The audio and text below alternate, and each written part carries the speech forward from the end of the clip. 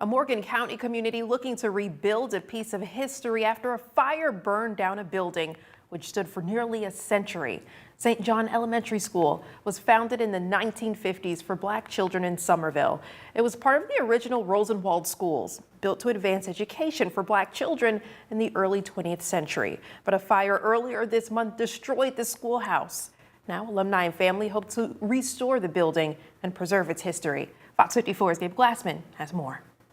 The fire started over there, and it came over here, y'all. After a fire not even a couple weeks ago, this is what's left of the St. John Elementary Schoolhouse. It was a Rosenwald school serving kids in the Somerville area decades ago. It's about 100 years old, and it was a segregated school. It belonged to the Morgan County Board of Education at one time because that was a part of the Rosenwald project. It had to belong to school boards. These kids walked 4 and 5 miles one way just to attend this school. I remember our teacher that's connected to that school, and that's Allie Draper, and she taught 1st through 6th grades, and it was a one-room school, and education was what she really stressed. She wanted us to be somebody. The fire burned its history to the ground. There's hardly no memories, just a couple of steps, a couple of posts, everything is gone. But now there's a push to rebuild.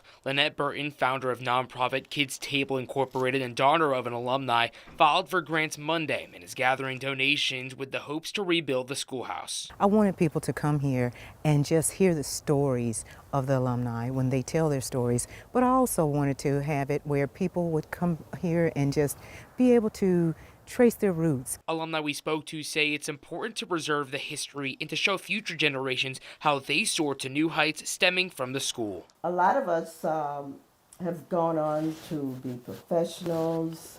We have done well compared to, if we didn't have that background as someone that was pushing us from the beginning. In Somerville, Gabe Glassman, Fox 54 News.